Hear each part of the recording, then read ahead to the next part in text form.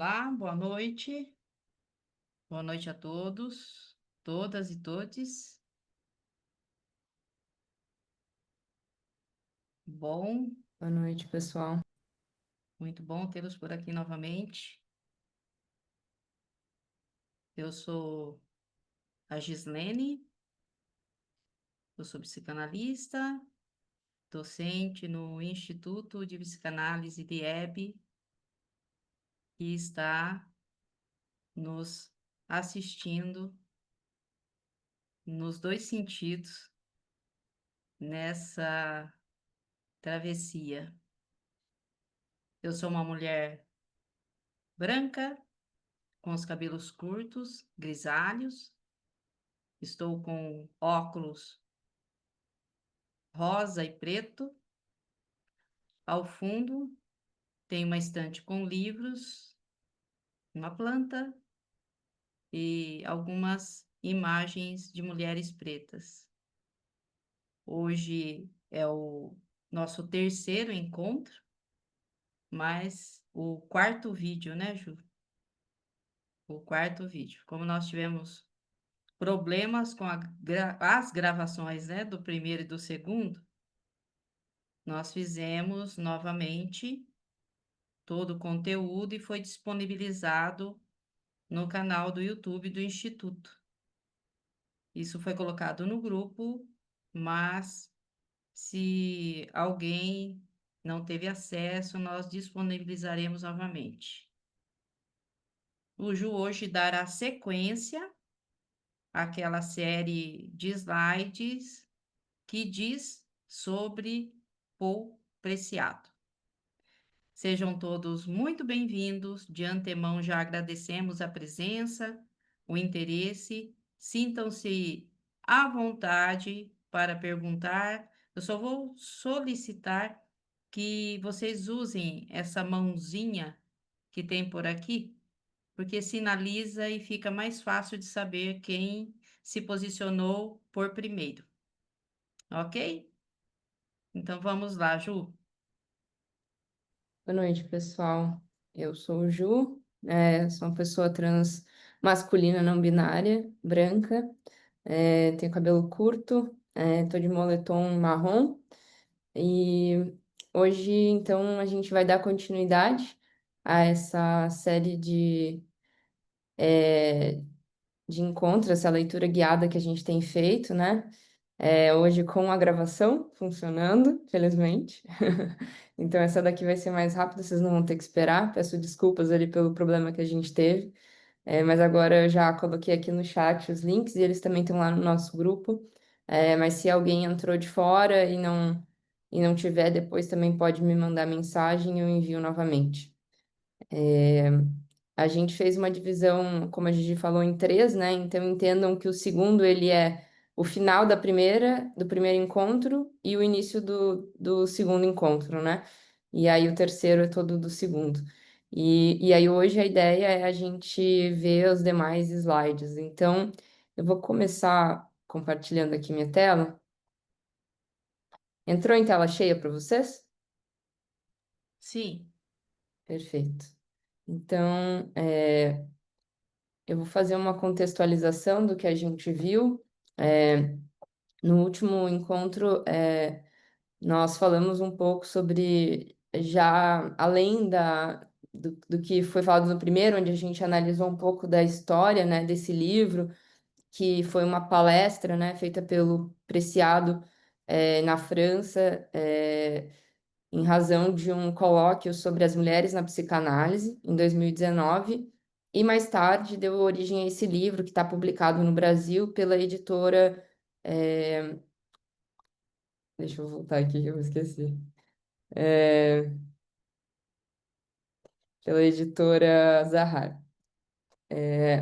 Então, esse livro, ele, como eu falei, é uma palestra e ele não foi terminado, né? O Preciado não conseguiu terminar essa fala no dia, então o livro ele conta com melhores, assim, com mais folga, né? Tudo que ele queria ter dito.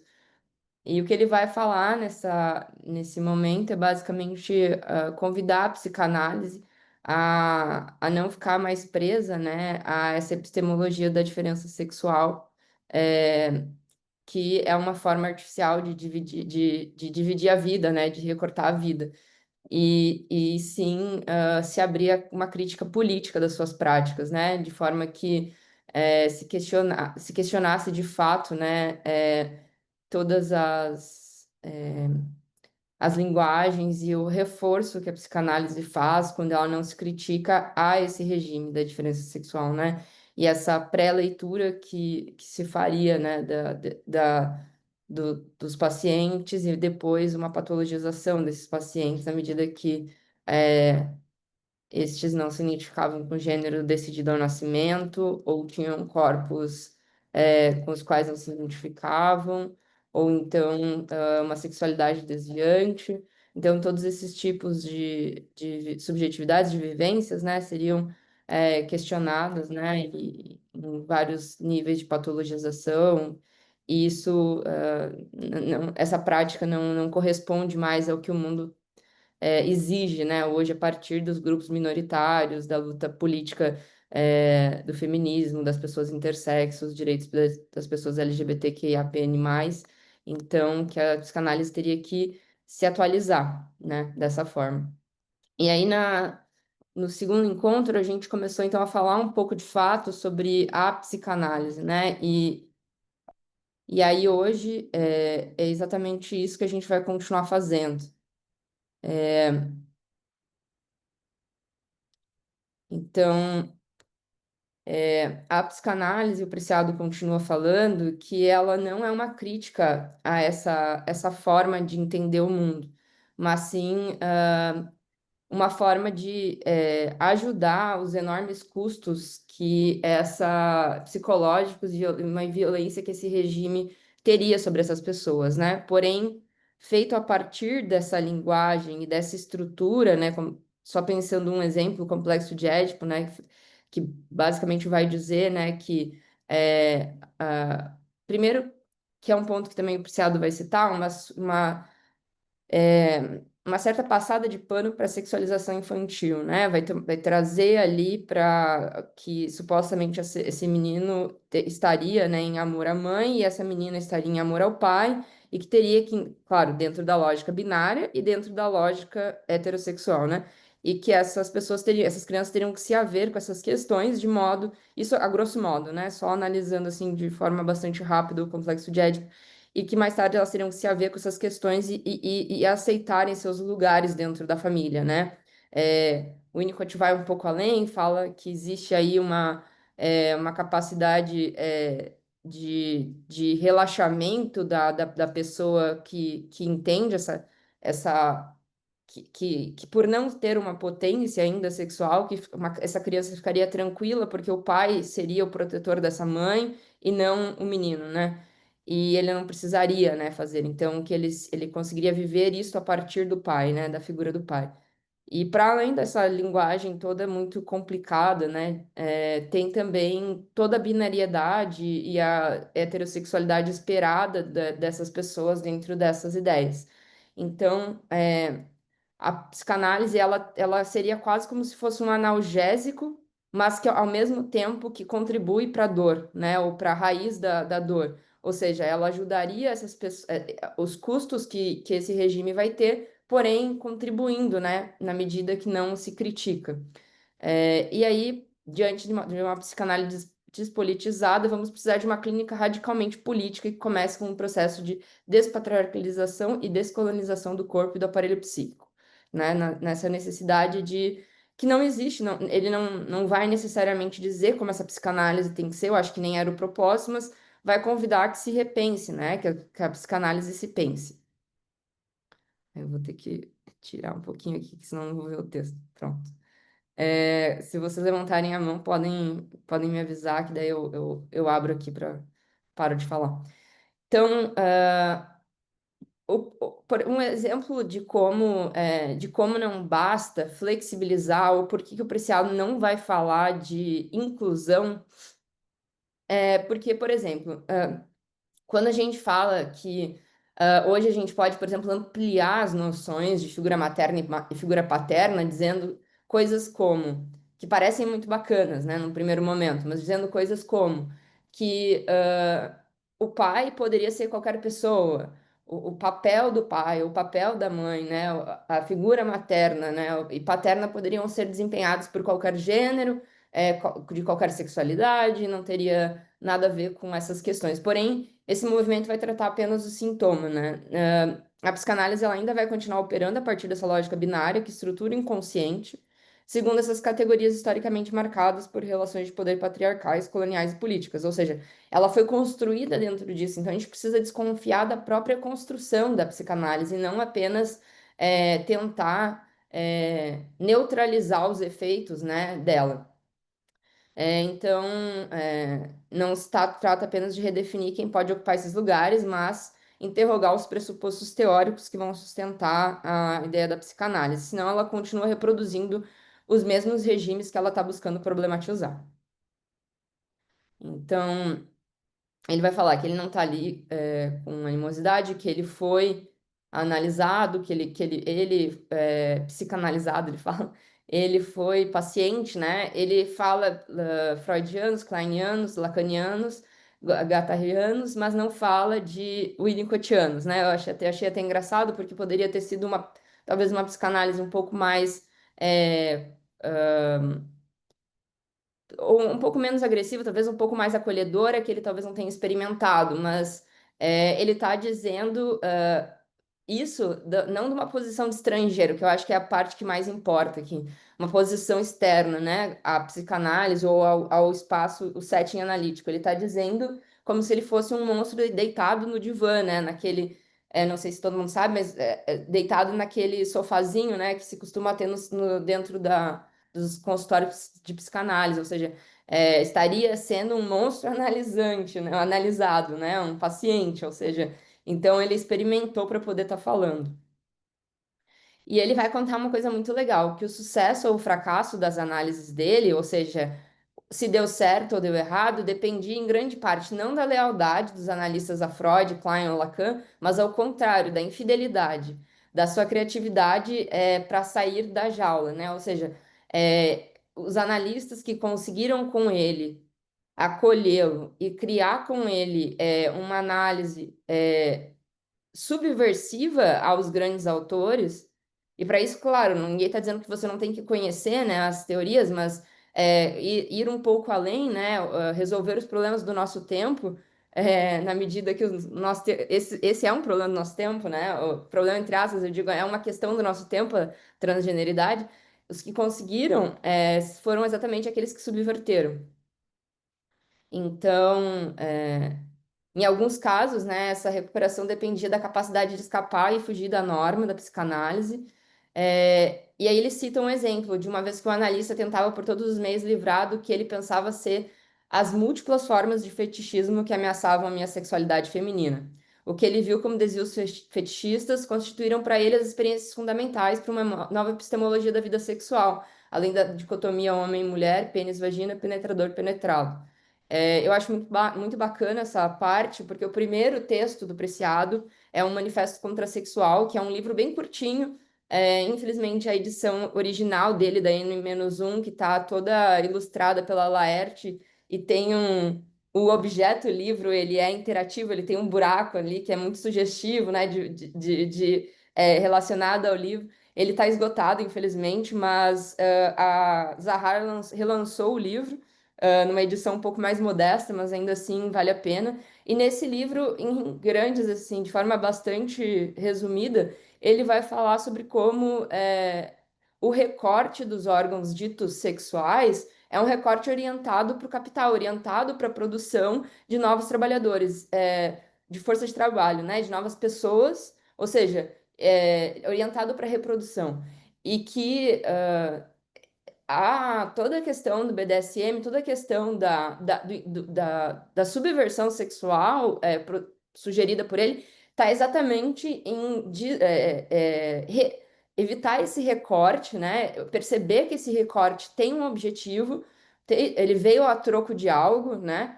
e que todo o corpo é uma potência, né? E que ele pode assim ser usado. Então ele vai ter várias práticas sexuais sugeridas muito malucas assim, né? Com esse objetivo de desestabilizar mesmo, né? E exatamente tornar a experiência sexual muito para além do padrão, né? Que as farmacopornografias, como ele vai continuar daí nos livros subsequentes, querem dizer pra gente, né? Aí, só recapitulando também, as farmacopornografias são a era farmacopornográfica, né? Todo esse momento que a gente vive, que se soma aos regimes anteriores, né? É, que basicamente vai produzir, né? Ali, na metade dos anos 40 em diante, vai produzir uma grande quantidade de drogas, remédios, drogas, né? É, tecnologias externas ao corpo, mas que podem ser acopladas, como próteses, que na verdade ele vai ampliar esse conceito de prótese para basicamente qualquer coisa que tu pode utilizar junto ao teu corpo, mas também a produção imagética, né? Ou seja, a pornografia, quando ela é produzida, ela não é só com, ela não, eu acho que esse ponto é importante, né? Ela não conta uma verdade, ela ensina o que deve ser visto, o que deve ser feito, o que deve ser desejado, como é a prática correta. Então, na medida que ele vai criando um livro que sugere outras coisas, ele está criando uma realidade, né? Ele não está, ele está sugerindo que ela seja extrapolada, né? Então, e que a gente se pergunte do porquê, né? Por que que aquela farmacopornografia tem esse objetivo, né? O que que exatamente significa e a troco de que isso é feito? E quais são esses corpos, né, ditos ideais para as práticas sexuais? Quais são esses corpos, né, normativos, né, que estão ali? E por que, né, exatamente aqueles corpos? Então, ele fala que toda técnica que faz parte de uma prática repressiva, e aí, exatamente, por exemplo, a pornografia, né, é suscetível de ser cortada e enxertada em outro conjunto de práticas, reapropriada por diferentes corpos e invertida em diferentes usos, dando lugar a outros prazeres e outras posições de identidade. Quando a gente falava naquela gravação sobre. A Gigi até fala, né? Ah, então é uma subversão da subversão. E achei muito interessante, porque me parece que sim. Porque quando a gente diz porque o Preciado ele não é só um autor trans, né? Ele não é só uma pessoa trans, ele não, ele está sugerindo um pouco a mais, né? Então é um questionamento das próprias ideias organizadoras de qual tipo de vivência trans é correta. Então é muito conveniente para a cisgeneridade a criação da ideia de transgênero no sentido de que eu posso então dizer que esse corpo está, e aí vamos ter várias palavras, né? Em desconformidade de gênero, incongruência de gênero, ou psicotizado, né? Imaturo, né? Como dizia a psicanálise freudiana, esse corpo que não consegue se resolver. Isso é muito confortável. Então, quando eu trans chego para o meu médico e falo, nossa, eu tô sentindo uma disforia terrível, provavelmente faz muito sentido, porque é isso que se espera de uma pessoa trans, certo? Então, é para essa pessoa que eu tenho que receitar uma terapia hormonal. É porque exatamente essa pessoa está conformada. É claro que o hormônio não tem só esse fim, né? Mas eu passei exatamente por isso, né? Na medida que você vai no consultório médico que você não tem certeza do que você está falando, entre aspas, para eles, né? Ou como você coloca as coisas em termos menos patológicos, aí se torna questionável. Será que você precisa mesmo de hormonização? E a questão é quem não, por quê, né? O que que é precisar? Então, esses diferentes usos, inclusive a questão da pornografia nesse sentido de outras possibilidades, ela vem no sentido de subverter a subversão, né? Ou seja, é, a pornografia talvez seja uma subversão, produzir vídeos, mas aí, ao mesmo tempo, não é só produzir, né? Porque, como eu falei, produzindo uma realidade, né? Então, se eu subverto novamente, crio uma pós-pornografia, então eu estou produzindo algo diferente, né? Com corpos queer, com corpos não brancos, corpos de pessoas com deficiência, enfim. Estou mostrando exatamente que existem outras possibilidades e eu estou produzindo, né, essa realidade. Então, o Preciado ele vai propor que as tecnologias de controle, como as médicas, as farmacológicas, midiáticas ou mesmo a psicanálise, elas podem ser subvertidas e transformadas em ferramentas de resistência e criação de novas subjetividades. As pessoas trans e não binárias já fazem isso quando elas se reapropriam de hormônios, cirurgias ou mídias para afirmar suas identidades. Então, se todo mundo está falando que e todo mundo está em conformidade com a expectativa de vida das pessoas trans, seja de 33 anos no Brasil, quando eu mostro que eu tô vivão e vivendo na rede social, eu tô de certa forma subvertendo, né? Eu tô mostrando que existe outra realidade possível. Quando eu faço terapia hormonal, mas eu não estou, não tenho esse objetivo de curar um problema, eu estou subvertendo, né? E quais são os usos que podemos dar para todos esses hormônios, né? É, de forma geral, né, para além do que se espera de uma pessoa trans, ou seja, uma subversão da subversão, né? A epistemologia da diferença sexual, esse é o segundo ponto, né, que ele trata, entrou em crise, a epistemologia da diferença sexual, com a qual a psicanálise freudiana trabalhou sem crítica, ela entrou em crise depois da Segunda Guerra Mundial. Esse é o segundo ponto que ele vai trazer, que existe uma crise acontecendo. É, então, ele sugere, né, que esse discurso médico e psiquiatra está tendo dificuldades em lidar, crescentes, né, em lidar com o aparecimento de corpos que não podem ser imediatamente atribuídos ao sexo feminino ou masculino. Desde a década de 40, com novas técnicas cromossômicas e endocrinológicas e com a medicalização do parto, cada vez mais bebês, antes chamados hermafroditas, estão sendo diagnosticados. Diante desses recém-nascidos, a comunidade médica disse que estava inventando uma nova taxonomia. Ou seja, é muito curioso, né? Por que exatamente um corpo que não se encaixa no binário tem que necessariamente receber um nome que coloca em distinção ao suposto normal, né? E qual o objetivo disso, né? Conformar, repetir a norma, reiterá-la, né? Então, esse termo ele foi abandonado a partir de 1990. Ele é biologicamente impreciso, carrega estigma e vai dar lugar a um outro termo, que chama intersexual. É, pessoas intersexo que reconhecem com mais respeito as variações naturais do corpo humano, ou seja, percebem as variações como algo do humano, né? Algo normal. Essa mudança integra um movimento maior para substituir esses termos pejorativos, né? Então, evitar. Aí eu trouxe só para não deixar de falar, né? Evitar os termos como travesti, preferindo a travesti, já que se refere a uma identidade transfeminina, substituir o transexual ou a transexual por pessoa trans. Algumas pessoas também preferem usar não binário em vez de não binário, para fugir dessa marcação masculina da língua portuguesa. Essas transformações elas seguem, né, orientações da OMS e de ativistas de linguagem diversa. E como é que começou esse rolê todo relacionado à transgeneridade enquanto uma doença, né?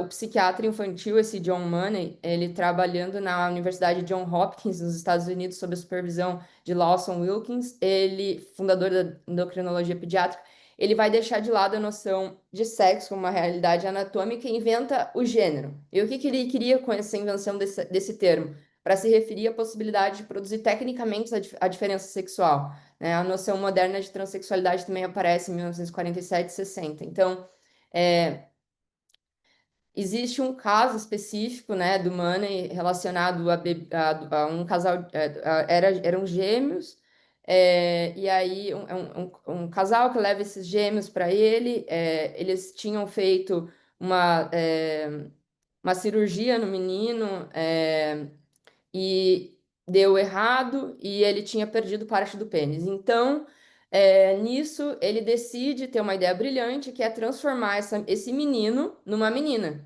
Por quê? Porque transformando esse menino numa menina, ele não ia. Porque na cabeça do Manny, se esse bebê crescesse com essa questão, ele com certeza não teria uma vida feliz. Essa foi a resolução que ele chegou. E aí ele decide fazer uma transição de gênero nessa criança, sem ela saber, sem ela entender o que estava acontecendo. Nem preciso dizer que dá tudo errado, tem uma vida muito infeliz, é uma história muito triste. Quando eu li isso, eu fiquei uns 3 dias matutando isso, assim, horrorizado. Mas, enfim, ele introduz muitos hormônios nessa criança e ele acha que foi um sucesso. tem várias questões que ele produz vários materiais, documentos forjados de que tinha tido sucesso no que ele estava fazendo. É um caos essa história, mas vale a pena pesquisar caso vocês tenham mais interesse assim nesse assunto. Então, isso tem muitas coisas, né? Tanto nesse livro quanto no texto Junk, ele vai trazer muitos exemplos como, por exemplo, esse Andrea Prader, que inventou o Orchid Scan, é uma paleta de 25 bolas de diferentes tamanhos, segundo eles, eram utilizados para medir o grau de virilização dos testículos de crianças pré-púberes. E aí, ele tinha essa crença, né, na normalidade do binarismo e uma obsessão com a taxonomia. Então, ele, de certa forma, ele, tipo assim, o que que ele podia ter feito, né, se ele não tivesse os objetivos que ele tinha? Ele podia ter percebido ali a multiplicidade de variações morfológicas dos seres vivos, mas incapaz, né, de superar essa epistemologia da diferença sexual, ele considerou essas diferenças como patologias necessariamente e recomenda uma bateria de terapias que permitem a reatribuição sexual, que ele julga necessária nesses casos, exatamente porque, né, essa criança, como o outro também pensava, o Mani pensava, né? Essa criança provavelmente não vai ter uma vida plena, né? Então precisa ser feita alguma coisa. O abuso da terminologia, que é a palavra transexual dá origem, no início dos anos 50, com David Caldwell, Harry Benjamin e Robert Stoller, eles pensam, né? Eles começam a utilizar essa palavra bastante para poder explicar o que essas pessoas estavam, essas pessoas que estavam, haviam nascido no corpo errado, entre aspas, estavam sofrendo, né? Um instinto, e aí eles vão chamar, né, o instinto sexual oposto, né? Então, existe o desejo natural e o antinatural, né? Então, a partir dos anos 50, na época da ascensão política do feminismo e homossexualidade, além do desejo de travestis, desviantes e transexuais de transformar a designação do sexo do nascimento, a epistemologia do dimorfismo e da diferença sexual entrou em ruínas. Então, esses termos e cirurgias normativas foram usados para manter a ideia tradicional do sexo binário, mas esse modelo não tem salvação, já que esses corpos agora tinham mais autonomia política sobre a sua identidade e reprodução, né? Ou seja, eles iam pressionar, mesmo que sofrendo diversas violências, né? Mas eles iam pressionar de forma que isso mudasse. Então, aqui só um exemplo, né, de coisa que o Preciado traz para mostrar. Então, a pílula anticoncepcional e a indústria alimentícia, o leite é fornecido pela indústria alimentícia em vez de por seios femininos, vão desafiar esse modelo heterossexual tradicional, vão transformar ele em obsoleto, né?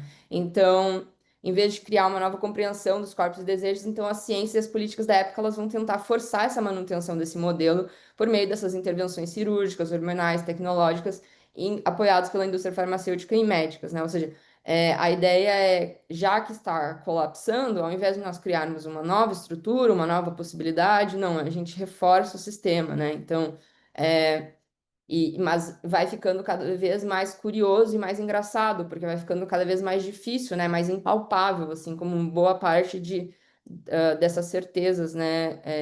Relacionadas a uma divisão artificial da vida. Então, no século XIX, né, pensava-se que a homossexualidade era efeito de uma migração de uma alma feminina para um corpo masculino. Eu não sei se tem aqui, esse jurista alemão, em 1864, ele criou esse termo uranista. Inclusive, um penúltimo livro, antepenúltimo livro do Preciado se chama Apartamento em Urano, porque ele tem um sonho relacionado a planetas, e aí, enfim, ele continua, ele vai escrever, um livro bem bonito, é um conjunto de crônicas que ele escreveu, e aí ele conta a história desse jurista alemão, Ulrich, que ele queria explicar, né, a experiência de atração de um homem por outro homem. Então, ele vai separar a subjetividade em dois, a alma do corpo, e segundo ele, essas pessoas não seriam doentes criminosos, o que era realidade naquela época, mas almas femininas encerradas em corpos masculinos que se sentiam atraídas por almas masculinas. Era a solução que ele achou para legitimar o que podia, né, levar alguém à forca naquela época, e hoje continua ainda ilegal em 74 países, né, e pode ser punida de pena de morte em 13 deles, pelo menos.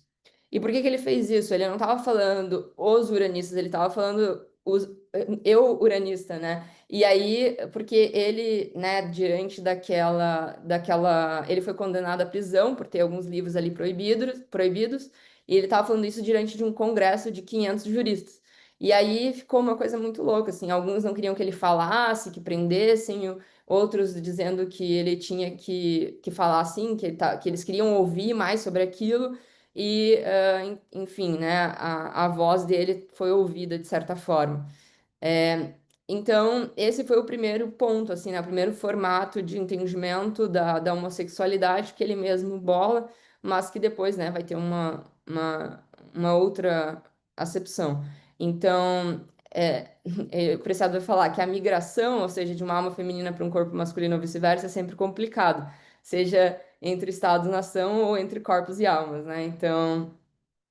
Consequentemente, tomando como modelo a sexualidade reprodutiva heterossexual com penetração e biopenetração, inseminação biovaginal, a psicologia representava os homens homossexuais como homens afeminados, né? Ou seja, passivos, né? Enquanto as lésbicas eram imaginadas como mulheres masculinas de sexualidade fálica ou ativa, convenientemente também para poder explicar e patologizar. Então, aí depois existe o chamado inversão sexual, né? Então, os anormais, considerados hermafroditas psicossexuais, ou pessoas paranoicas que sofriam de metamorfose sexual, e aí depois, mais tarde, transexuais. Então, a teoria da homossexualidade como inversão sexual ela foi substituída no final da década de 40 por Kinsey, que pela primeira vez definiu a homossexualidade como relação sexual entre duas pessoas do mesmo sexo. E o que eu estava falando, né, a questão dos enfermos de identidade de gênero, né, esse desejo obstinado e racional de viver como membros do sexo oposto. E, então, aqui falando um pouco mais dessa questão do termo transexual, né? Que ele aparece em 1950, e aí ele vai defender que era possível, né, a partir dessas cirurgias que eu contei um pouco, especialmente desse case que ele tinha, que ele apresentava muito desses duas crianças, né? Que uma ele, segundo ele, com sucesso, consegue transformar numa menina, modificar esses corpos, né, para encaixá-los em normas rígidas. Então, mutilações genitais, terapias hormonais, né? Então, semelhantes a essas formas tradicionais de controle corporal denunciados por ativistas intersexuais, né? Então, hoje isso começa a ser denunciado e começa a ficar visível. Depois ele vai falar a disforia de gênero, que também foi inventada. E aí, esse ponto é um ponto importante, assim, porque eu acho que não é exatamente não sentir, talvez, em determinados momentos, assim, ou se sentir disfórico, não é o próprio sentimento que seria um problema, mas essa necessidade de estabelecer e apontar isso, né? E reforçar. Então, assim, vira uma bola de neve, tu não sabe mais aonde começou, né? Será que começou primeiro com a disforia ou começou com a necessidade de medicalizar isso, né? Então, e aí vira algo relacionado à ideia de transexualidade, né? A disforia de gênero que é basicamente, não sei se também está claro para todo mundo, mas é esse sentimento de desconforto em relação ao seu corpo, em relação à forma como você se porta, enfim, qualquer coisa relacionada a você, né, e que supostamente não estaria atrelado ao gênero com o qual você se reconhece. Ju, Pode falar. é, só para organizar aqui, é, você está se referindo, né, quando você lê Preciado, ele, obviamente, aí na sua concepção, ele está se referindo a essa medicalização como imposta pelo Estado ou falando da necessidade que haveria de se usar a testo ou outro hormônio para chegar a um determinado fim. Eu não entendi se, acho que está no anterior, no seu slide anterior, se esse abuso seria na nomeação, mas aí você diz também dessa medicalização. Mas a medicalização vindo de onde? Do desejo de quem está disfórico, se sente disfórico, ou do Estado determinar que, olha, você pode ser alguma coisa desde que dentro desses parâmetros que eu estou te dando. É difícil dizer onde começa, né? Eu acho que esse é o problema, né?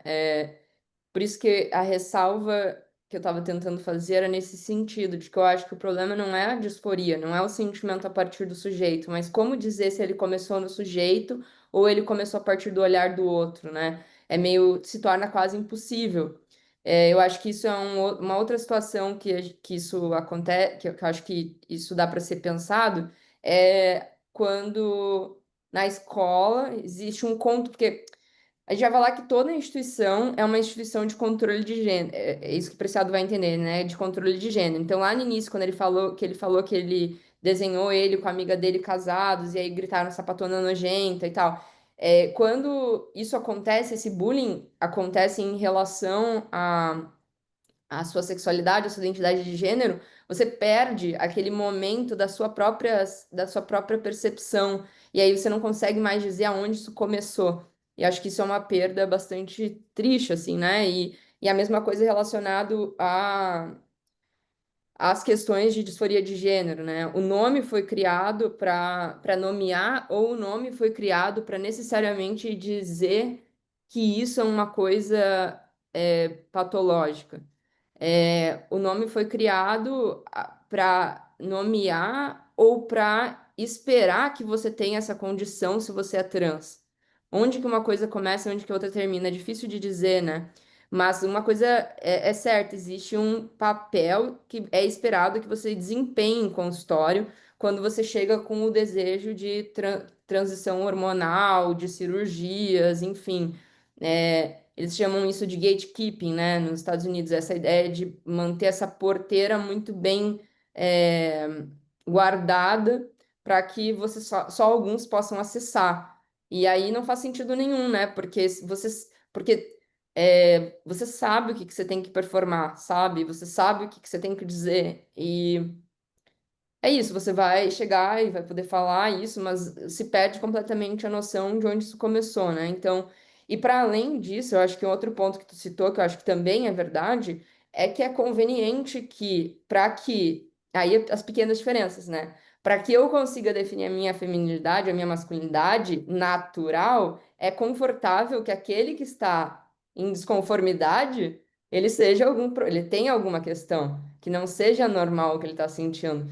E é muito confortável, por isso que é uma subversão da subversão. É muito confortável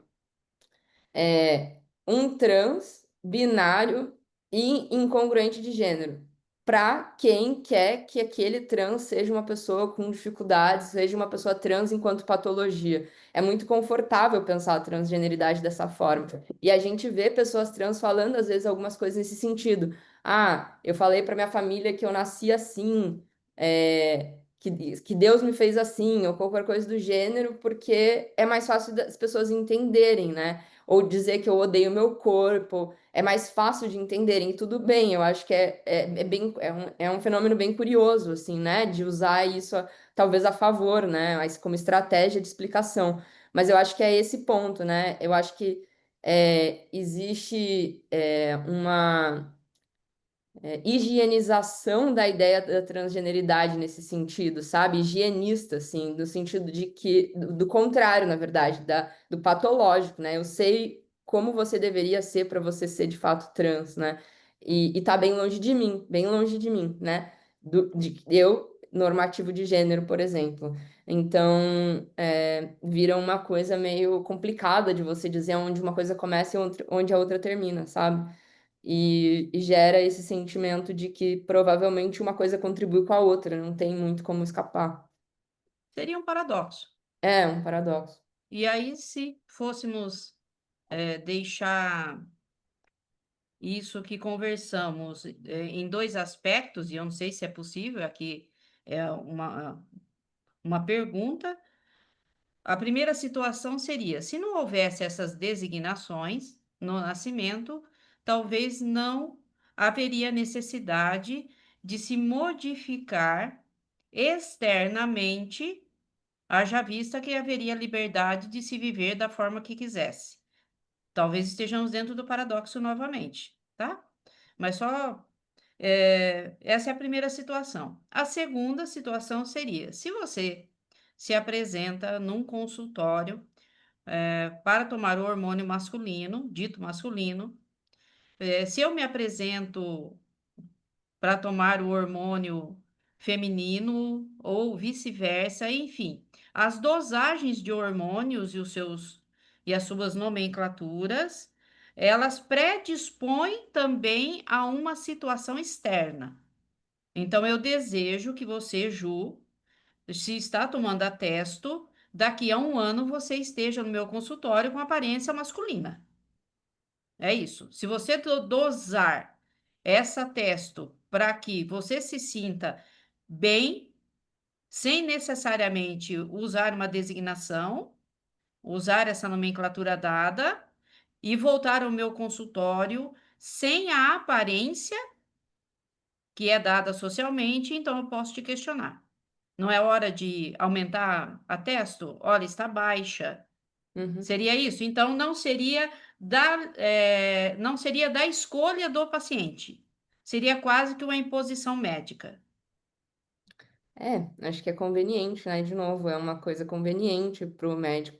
Eu mesmo passei por isso, né? Eu queria fazer uma microdosagem de testosterona, que é uma coisa que tem poucas pesquisas ainda, né? Eu estava tentando me informar a respeito disso. Depois eu descobri que existem algumas pesquisas mais nos Estados Unidos em relação a esse processo, mas a médica não conhecia, porque e não sabia como fazer, né? Falava muito, mas aí você não vai atingir os efeitos desejados. E essa frase ficou na minha cabeça, desejados por quem? Sabe? Então, e que desejados, porque nem eu sei se eu desejo eles numa velocidade cavalar, sabe? Então, complexo, né? Mas eu acho que talvez se a gente tivesse uma possibilidade múltipla. Teve alguém que mencionou, né, que num formulário preferiu deixar aberto agora uma opção ali de gênero por conta da quantidade de possibilidades, se era tão múltipla que não adiantava ficar inserindo mais um, era melhor deixar as pessoas colocarem. Eu acho que faz mais sentido isso do que um futuro pós-gênero, sabe, sem gênero, talvez essas ideias de multiplicidade de corpos e absorver a multiplicidade da vida, que eu acho que é o que incomoda, talvez, porque aí é isso, aí desestrutura na medida que incomoda porque desestrutura a minha própria masculinidade e feminilidade natural, né? O meu homem ou mulher natural. É, incomoda porque mostra que isso é uma grande paródia, né? Que o ser homem e ser mulher é uma grande paródia, uma grande prática corporal, né? E aí talvez por isso seja melhor afastar e criar uma ideia de que eu sei o que você deseja performar o gênero oposto, você deseja fisicamente aparentar o gênero oposto, né? Obrigada, Ju. Imagina.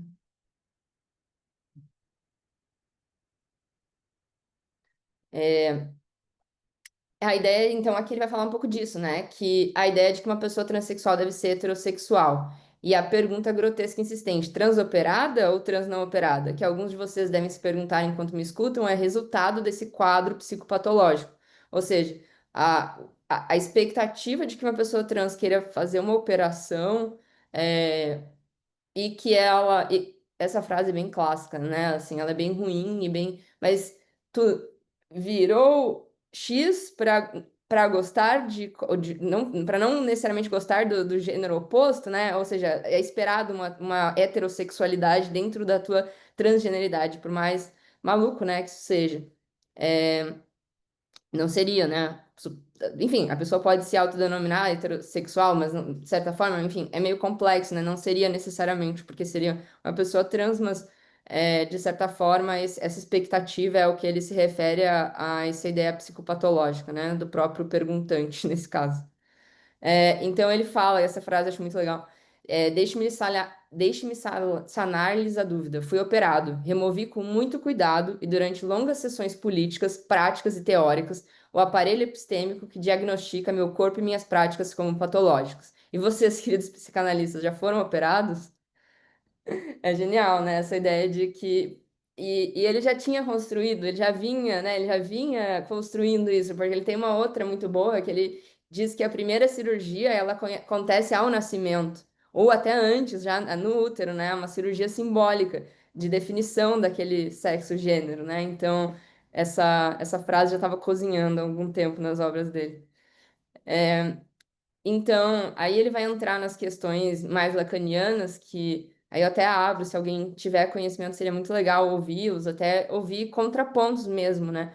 Ah, que ele vai falar que para Lacan os transexuais seriam as vítimas psicóticas de um erro, confundem o órgão com o significante. É possível se livrar do órgão, mas não é possível se livrar do significante da sexuação, da ordem simbólica que divide todos os seres em masculino e feminino. Nós, transgêneros, então, estamos semiologicamente doentes. Não vemos a diferença entre uma castração simbólica e uma castração real, entre uma vagina e um simples buraco entre um falo e qualquer resto, não, de jeito nenhum. Ou seja, nós estaríamos confundindo, né, a ideia simbólica da ideia do falo com a ideia corporal real, né?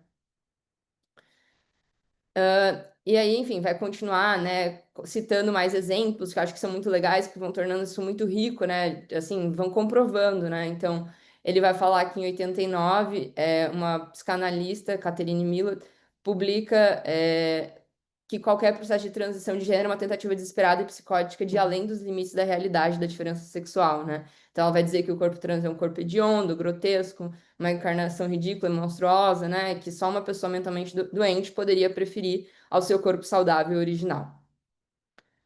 E depois, vai mais recentemente, essa outra psicanalista, Shilland, afirmou a impossibilidade das pessoas transexuais de superarem a verdade do binarismo sexual, que as leva, segundo ela, a viver em uma condição de fronteira, a cair numa patologia próxima do delírio narcisista. Ou seja, essa constante. O que, tipo, essa ideia é muito cruel, porque o corpo pro trans, pra pessoa trans, ele tá constantemente em evidência, assim, né? Porque o corpo é tudo na relação com o outro, né? Então, tipo, é muito difícil ele deixar de ficar em evidência. Então, dizer, é claro que tem que o eu tá voltado para si, né? Porque eu tô tentando ainda. Esse eu tá nascendo, ele tá crescendo, né? E esse corpo, ele tá se alocando nesse corpo, de certa forma, né? Nesse soma. Então, como, né? É muito triste aí ela vir e reafirmar que é um delírio narcisista, né? Mas, enfim. E daí ele vai. Desculpa, eu não achei onde que levanta a mão aqui. Eu tentei, mas não Pode consegui. falar, pode falar. Eu não consegui entender. Eu já li um pouco, assisti alguns vídeos sobre a questão do narcisismo, mas só que agora que eu não consegui entender qual seria a relação do trans com o delírio narcisista. Eu não entendi a relação que foi feita aqui. Eu acho que. Não sei se alguém mais quer comentar, mas acho que tem a ver com essa. Não seria o narcisismo do discurso popular, né? Que seria uma coisa negativa, mas uma super. O eu voltado para si mesmo, né? Uma super preocupação com si, com ele próprio, né? Que aí dificulta as relações, né? Se você está muito autocentrado, né? Então. E que você não conseguiria sair dessa condição de fronteira, né? De estar sempre entre um eu e outro, né? Tipo, um corpo que você gostaria de ter ou um outro corpo, ou que você nasceu de certa forma, né? Então, ficaria constantemente nesse delírio, né? Voltado pro eu mesmo. Não sei se mais alguém quer trazer esse ponto. Eu acho que nós podemos simplificar, Thaís. O que me parece aqui é que eh, ela vem desmentir essa condição, ela vem trazer um desmentido, então isso não existe, não é possível. E a pessoa que se coloca, então vamos imaginar o Ju se colocando na condição de tomar atesto e ser um homem, usando aqui todas as terminologias e as nomeações dadas pela sociedade, tá? O Ju quer ser homem.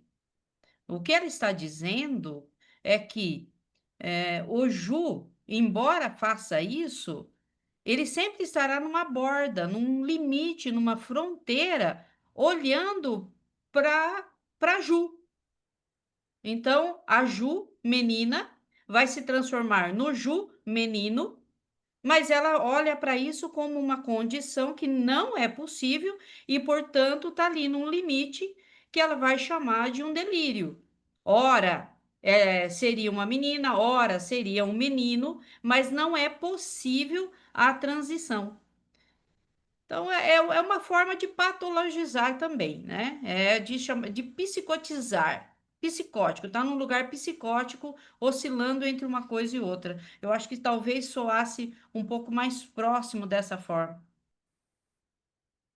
E o que eu quis dizer que eu acho isso cruel é porque seria isso que a Gigi disse e seria nessa borda e sempre as voltas sobre si, sobre a ideia do corpo e si. Ora, o corpo ele é a interface em relação com o outro, né? Tipo, e ele tá em evidência, porque eu sou o meu corpo, a gente se identifica com o nosso corpo. E daí, quando eu não me identifico no meu corpo, tipo, isso tá constantemente em evidência, né? É uma coisa que dói constantemente. Isso Não não precisa. está longe de ser um problema só das pessoas trans, Claro, exatamente. né? Enfim, Exatamente. as pessoas que fazem cirurgias plásticas frequentes, pessoas que não são trans, pessoas cis, que ficam fazendo e fazendo e fazendo, até ficar parecendo tipo uma boneca, assim, né?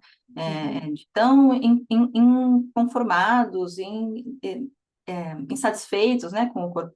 Então, isso me parece muito estranho a pessoa dizer que isso é né, uma questão da transexualidade. Esse é um outro argumento. Muito bom, obrigado por ter trazido. É, exatamente. E porque e aí quando a gente pensa que esse corpo esse eu tá nascendo, tá crescendo, é um corpo o corpo trans ele de certa forma ele nasce em algum momento, né? Tipo, tem um momento que você olha e fala que você não é aquele corpo que você habita desde pequeno. É outra coisa. E aí então ele nasce naquele momento ali. Então, poxa, sim, mas ao mesmo delírio narcisista, sim, mas tipo, eu preciso desse momento, sabe? É um momento de retorno ao eu. Eu preciso desse momento de desenvolvimento, de saber como, como ontem ainda eu estava com alguns colegas do trabalho e a gente estava, eram dois homens cis e eles estavam falando como é que um homem cis faz um aperto de mão. E eu tava brincando e eu tava pedindo pra eles me mostrar como é que é. Tu vai, aí tu pega assim, dá umas tapas nas costas, aí teve um outro que falou que batia aqui no peito, assim, é uma coisa muito louca, né? Então é isso, é um momento de pedagogização da prática, né? É, num movimento de xixa ali, mas ainda assim, né? E é muito interessante que, tipo, vai acontecer essas coisas, né? Talvez menos, de uma outra forma mais natural em alguns momentos, mas sim, precisa estar voltado para o eu em algum momento, né?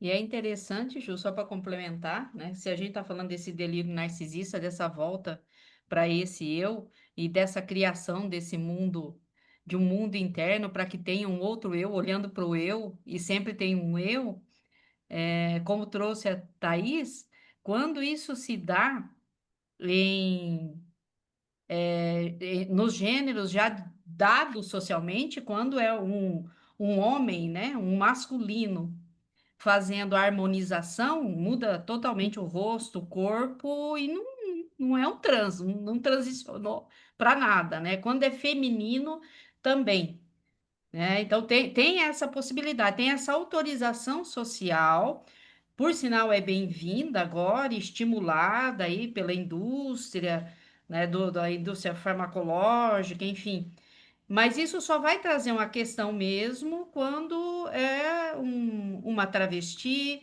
ou um trans binário, ou não binário, ou qualquer situação que desconforte algo que já está estabelecido. Eu acho que é importante, como nós estamos falando também a psicanalistas e convidando que vejam os vídeos e que olhem para essa questão, o quanto isso implica na clínica. de uma forma ou de outra, e o quanto é necessário ouvir sobre, estudar sobre e se atentar para essas situações. Então, o Ju é um homem trans, eu nomearei assim, o Ju é um homem trans, mas o sujeito que chega na minha clínica totalmente modificado, com seu exterior totalmente modificado, se pegar a primeira identidade dele, mas não bate a foto de jeito nenhum, tá tudo certo, desde que seja um homem ou uma mulher. Né? Então, assim, gente, é para suscitar perguntas. Nós não temos aqui, nem eu e nem o Ju, estamos aqui, o Ju, obviamente, com o conhecimento. Eu estou aqui como partícipe, fazendo um conluio aqui com ele de provocarmos questionamentos. Não são respostas, são questionamentos. Como é que faz? Não sei. Não sei. E nós não temos que saber, né? Isso é algo que a gente tem que repetir sempre, principalmente para quem está começando e para alguns que já estão a caminho há muito tempo e ainda não perceberam. Nós não sabemos. Quem sabe é o paciente. Obrigado, Ju. Obrigada. Então, ele também vai trazer, né, a questão do Édipo, então, que as pessoas transexuais, né, teriam uma obsessão em mudar a sua aparência corporal, decorreria da incapacidade de resolver o complexo de Édipo e da propensão perversa à regressão sexual para um estado pré-genital. E aí, né, porque o LGBT, de forma geral, talvez dê para dizer assim, ele seria um imaturo sexual, né? Porque ele não fez todo o processo do Édipo corretamente, ali como esperado. Então, o trans entraria também com uma regressão sexual para um estado pré-genital, né? Essa ideia de que ainda porque a ideia é muito curioso, mas a ideia da maturidade sexual dentro do Édipo, ela está ligada a uma prática sexual específica, né? A prática heterossexual específica de reprodução. Então, pré-genital nesse sentido, né? Porque ainda não chegou nesse estado maduro sexualmente. Mas aí ele entra na última parte.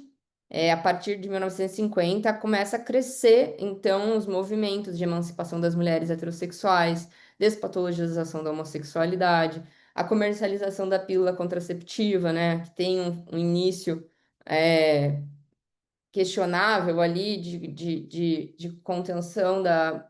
Enfim, a história da pílula está muito ligada à contenção da reprodução de pessoas não brancas na América Central, mas que posteriormente vira também uma tecnologia de hackeamento, de possibilidade de hackeamento da sexualidade, subversão, né? Além disso, a politização das posições não binárias de gênero, epistemologia da diferença sexual, vai entrando num processo inescapável de questionamento político, né? Então, começa a fazer pressão e começa a ficar cada vez mais impalpável essa ideia. Então, a Sociedade Intersection da América do Norte é criada em 1993, que vai falar dessa questão das crianças que têm uma modificação, ou das pessoas, né, que têm uma modificação cirúrgica e uma medicalização sem consentimento, antes que possam consentir, ou sem que elas saibam. E vai questionar isso, né? Vai lutar contra essa normalização desse tipo de conduta médica.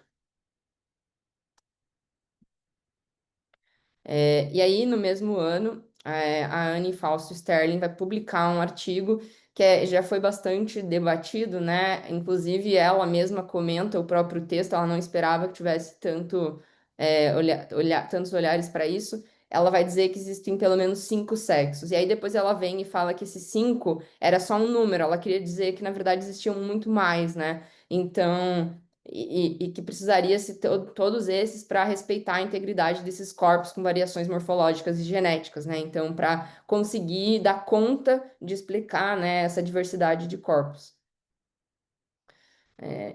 Então, a OMS também, né, vem nesse sentido de falar sobre isso e coloca que o gênero tipicamente descrito como masculino e feminino é uma construção social que varia de acordo com as culturas e épocas. Então, quando a OMS aceita a viabilidade não patológica das encarnações corporais e expressões sociais de gênero e da sexualidade, ela vai reconhecendo, né, como arbitrária e antinatural essa taxonomia binária. Então, ela vai estar deste lado, né, e não é uma associação feminista, né, subversiva, é a OMS, né, então vai também questionar esse paradigma. Aí ele vai citar a própria Judith Butler, que é uma pessoa não binária, que foi fazer o registro no cartório civil da Califórnia como pessoa não binária. Outros países que estão começando a reconhecer o gênero não binário como uma possibilidade política. A Alemanha percebendo um terceiro sexo como uma atribuição possível. E aí a transição de gênero, então, de um gênero não binário coloca em crise, né, essas noções normativas de masculinidade e feminilidade e as categorias de heterossexualidade e homossexualidade, com a qual, claro, a psicanálise está trabalhando, então tá sendo questionado, né? Então não tem como continuar trabalhando em cima de se os problemas da nossa época não conseguem mais ser lidos com essas taxonomias, a própria teoria precisa ser revista, né? Então, aí ele fala, né? Quando o diagnóstico de disforia de gênero é rejeitado, quando se afirma a possibilidade de uma vida sexual e social fora do binário, da diferença sexual, as identificações de homossexualidade, heterossexualidade, de ativo e passivo sexuais, do penetrante e penetrado, também se tornam obsoletas, né? Então, vão caindo em desuso, né? Porque não fazem mais sentido e precisam ser repensadas. A definição da heterossexualidade como uma única sexualidade reprodutiva normal, as caracterizações patriarcais da paternidade, e da maternidade parecem anacrônicas, né, diante dessa multiplicidade de técnicas de manejo reprodutivo e reprodução assistida. Então, anacrônicas exatamente porque não resolvem mais os problemas dessa época, né, parecem de um outro tempo. Então, hoje, né, os corpos, eles antes excluídos da maternidade legítima, por exemplo, homens trans, agora podem participar dessas práticas, né? Então, a partir dessas novas possibilidades de reprodução humana.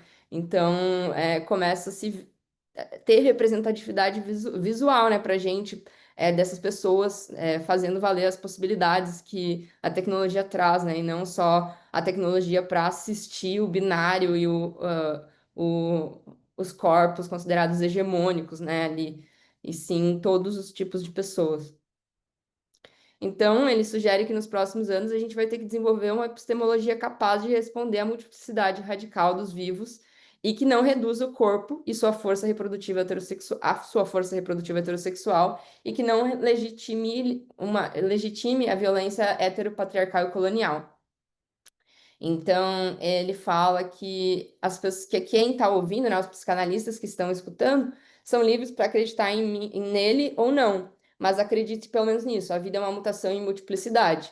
E aí fala que os futuros monstros também vão ser seus filhos e netos. E aqui eu só trouxe um pouquinho da questão do objeto, né, da Júlia Kristeva, que ela cunhou esse termo, né, foi depois ampliado pela Butler também. E aí, primeiro, os objetos, os corpos que vão provocar repulsa e fascínio, para delimitação do sujeito, ou seja, repulsa e fascínio, porque eu não consigo parar de olhar algo que eu não sou, né, que está longe de mim. Aí depois vem os corpos ininteligíveis, que não se encaixam nessa matriz binária, ou seja, que eu não consigo mais nomear, então não são nem vivos, não são nem existem. E aí, né, em termos unicotianos, a gente pode pensar, né, a questão de um corpo que não existe, né, que eu não posso nomear. Quais são todas as reverberações dessas práticas, né, de tornar aquele corpo ininteligível? Não é o corpo que não é a minha incapacidade de me relacionar a ele.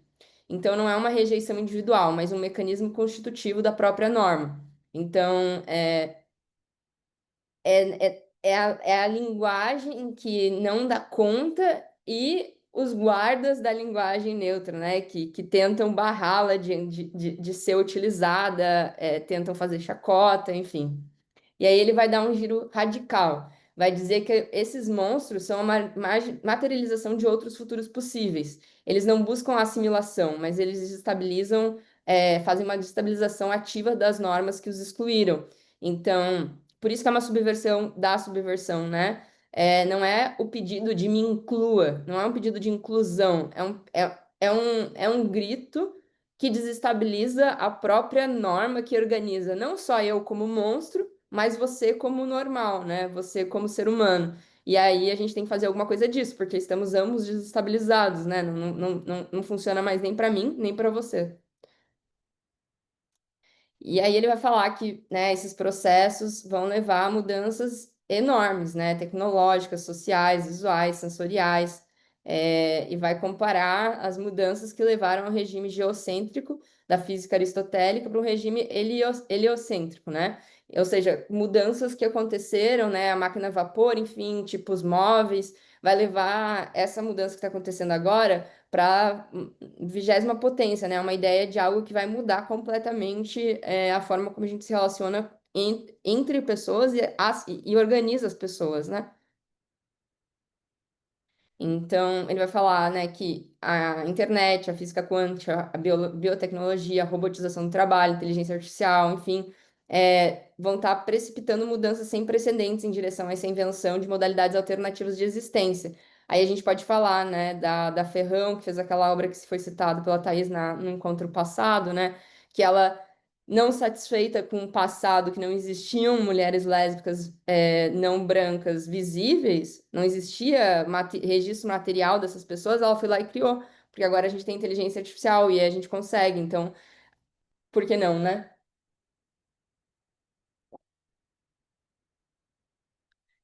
Então, enquanto esse paradigma científico não for substituído por outro, esses problemas acumulados, né? Ou seja, pessoas intersexo eu não consigo categorizar, que eu tento categorizar, eu tento conformar a norma, mas não consigo. Pessoas não binárias que não aceitam nem o ele nem ela, ou que não aceitam ser chamados pelo nome de registro. Enfim, vão criando um problema, né? E essas afirmações hiperbólicas, né? Que vão tentar resolver esse paradigma em crise, né? Então, esse último respiro, talvez, né? Da tentativa de voltar para um passado é, violento, de inexistência dessas pessoas, de silencialização dessas pessoas, né? As próprias redes sociais agora, não tem mais como dizer que essas pessoas não existem, elas estão no mundo, né? É, mesmo que passando por violências, né? Então, essas ideologias patriarco-coloniais, né, com seus aparatos de poder populista, neonacionalista, eles estão tentando ali negar essa crise e ser resistente à mudança, mas o que que acontece? Começa a ficar meio hiperbólico, né? Assim, meio bobo. E aí o que ele fala não é neutralizar as diferenças, né, para retornar a um monismo suposto monismo pré-moderno, feminino, masculino ou neutro, né, nem uma sexualidade homogênea e unitária.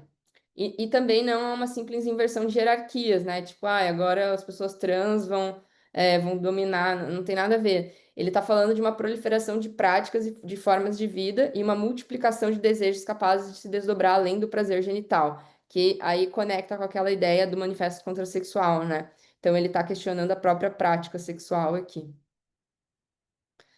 E aí, quando ele fala dessa nova epistemologia, ele não está se referindo apenas a transformações práticas técnico-científicas, mas um processo de ampliação radical do horizonte democrático para reconhecer como sujeito político qualquer corpo vivo, sem que essa atribuição sexual ou de gênero seja a condição de possibilidade para esse reconhecimento dessa pessoa como uma pessoa, né?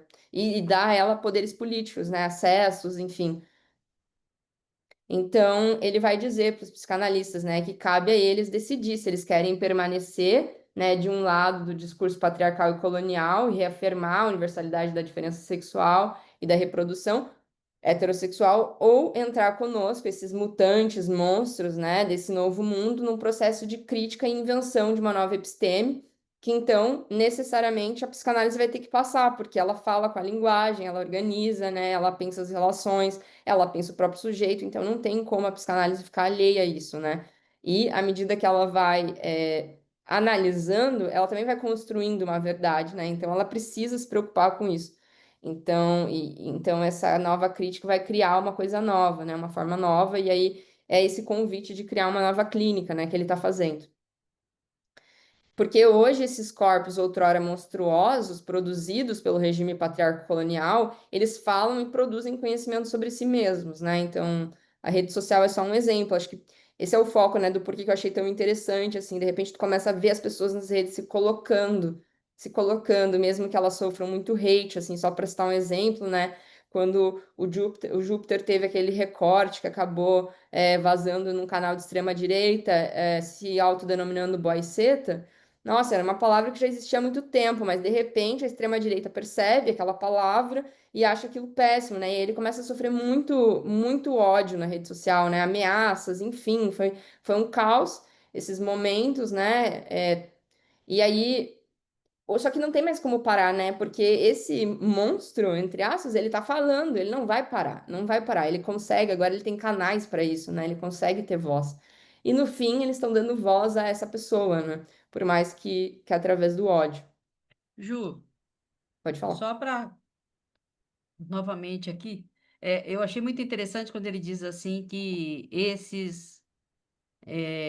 esses corpos, né, outrora monstruosas, eles estão já produzindo conhecimento sobre si mesmos.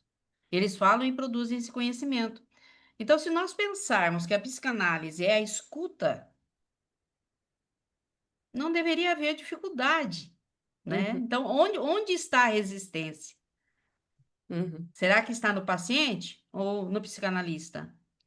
Porque se o paciente já fala e produz conhecimento sobre si mesmo, pelo menos a partir desse momento, do que ele se nomeia e como ele chega no setting, ou como ele chega na clínica, qual é a dificuldade? Seria do paciente? Ou seria uma resistência do analista em ter que ouvir algo que vai desconfortá-lo?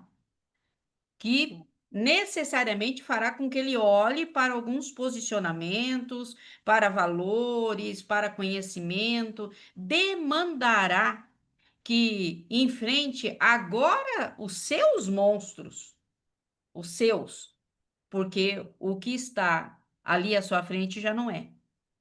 uhum. Então devolve, né? O monstro está aqui, está comigo. Como é que eu me resolvo com o meu monstro para olhar para o meu paciente? Muito bom.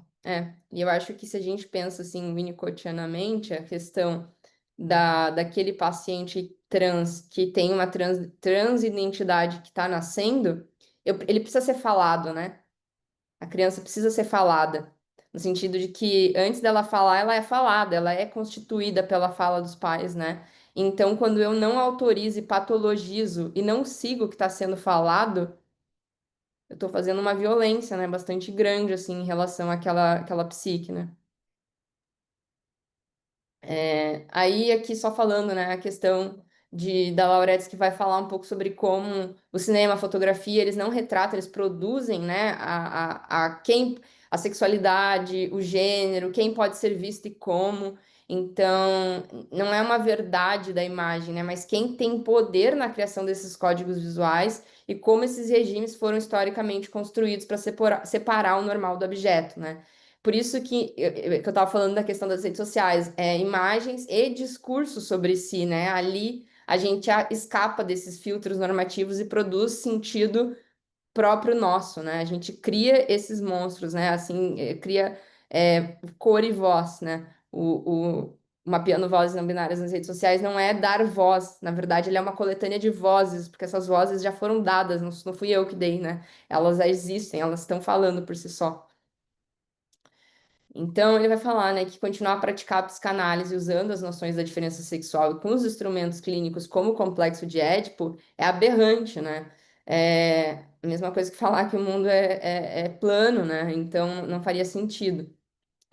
Então, essa frase é uma das que talvez tenha ficado mais famosas, né? Ele fala que hoje, para vocês psicanalistas, é mais importante ouvir as vozes dos corpos excluídos pelo regime patriarcal colonial do que reler Freud e Lacan. Chegou a hora de levar os divãs para as praças e coletivizar a fala, politizar os corpos, desbinarizar a sexualidade e descolonizar o inconsciente. Ou seja, a gente fala muito, né, sobre essa questão de levar a psicanálise para a rua, né, e tornar de fato levar a psicanálise onde o paciente não chega, né, aquele paciente que não vai chegar, né, e às vezes a pessoa trans ela já foi tão violentada dentro dos consultórios e das oportunidades que ela teve de falar dentro de um consultório, que ela não acredita mais, né? Então talvez eu tenha que ir ao encontro dessas pessoas para ouvi-las, né? E não esperar que elas cheguem e aí dizer, pô, ninguém veio. Talvez tenha alguma razão, né?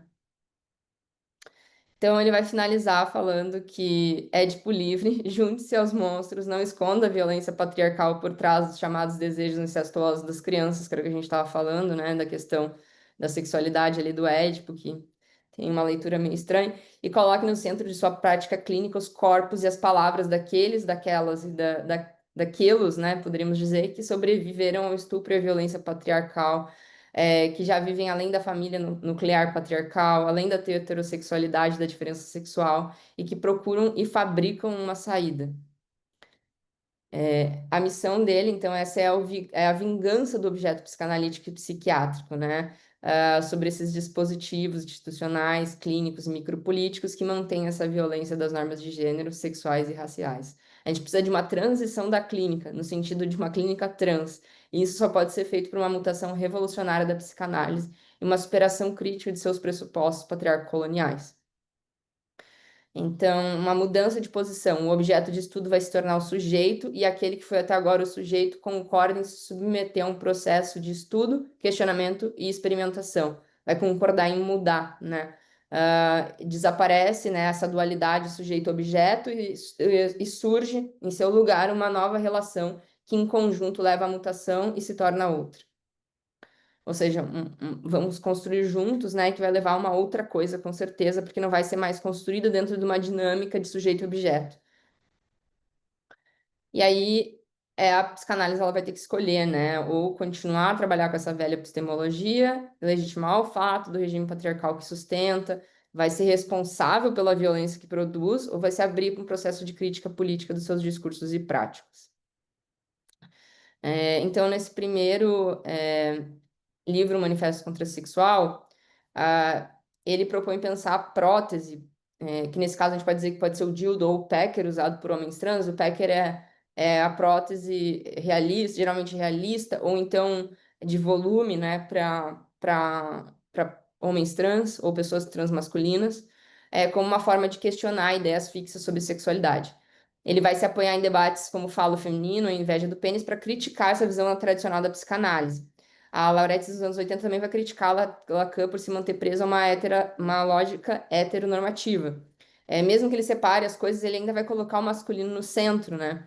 Então, a prótese nesse cenário, ela mostra que o falo, símbolo de desejo de poder, não precisa estar ligado ao pênis, permitindo que outras formas de viver o desejo fora da norma binária e reprodutiva, né? Então, a prótese, ela não ela não ela é usada por alguém que não é visto como homem pela norma e vai mostrar que o desejo e o poder não dependem de ter um corpo considerado masculino.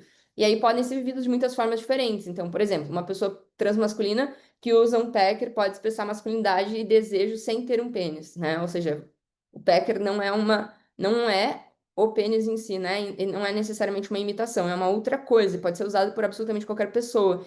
Então, o transfeminismo que é o feminismo orientado para as questões trans e que vai vir como talvez um pós-feminismo, assim, né? Vai romper com a ideia de que o desejo vem de uma falta, porque não tem uma falta aqui, né? Então, tem uma opção, tem uma possibilidade a mais, assim como tem muitas outras sexuais, né? Então, valoriza identidades construídas através da experiência, da prótese, da performance, da escolha pessoal, indo além dos limites impostos pela psicanálise clássica. Eu não estou mais falando da falta de um pênis, eu não estou mais falando da falta necessariamente, estou falando de possibilidades, de potência, né? O corpo enquanto potência. Então, a psicanálise ela deve entrar numa retroalimentação crítica com as tradições da resistência política transfeminista, se quiser deixar de ser uma tecnologia de normatização heteropatriarcal e legitimar a violência necropolítica, né?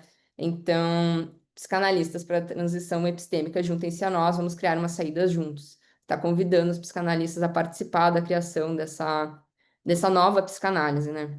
E aí ele deseja de todo o coração uma mutação para a psicanálise, a emergência de uma psicanálise mutante, igual à mudança de paradigma que a gente está experimentando.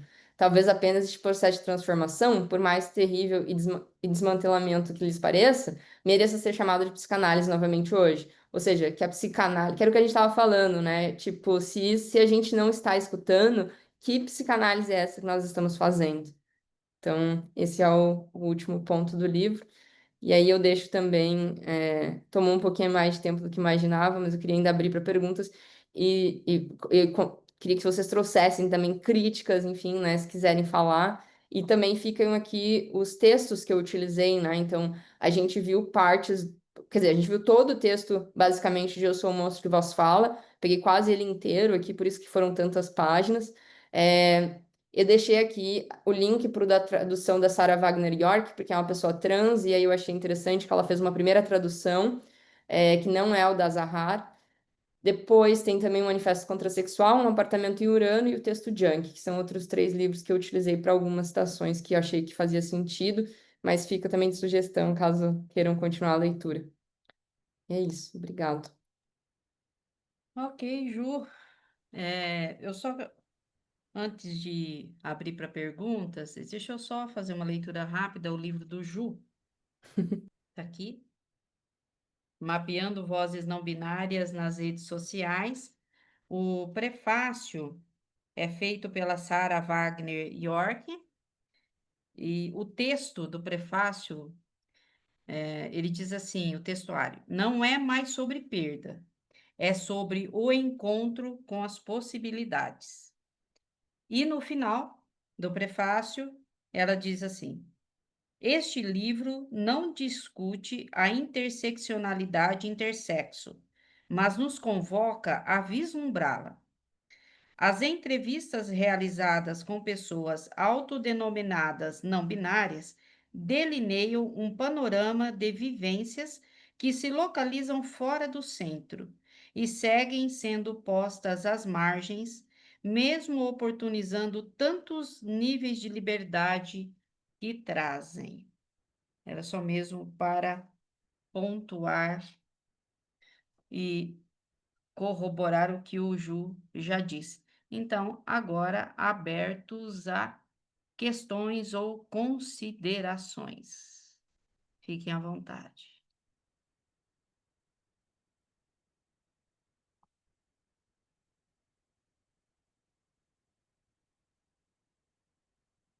Gente, pode ser consideração no geral mesmo. Boa noite, boa Boa noite. noite, Oi, boa noite. Ju. Boa noite para todos. Eu só queria mesmo agradecer pelo Ju por trazer esse tema de tão importante e grandes reflexões para a gente e nessa clínica contemporânea aí. Obrigada, viu, Ju? Obrigada A por você ter Priscila participado. é A Priscila é a diretora, sócia diretora do Instituto de Psicanálise LIEP. Está presente conosco também, ouvindo, a Cláudia, que é a outra sócia diretora do Instituto.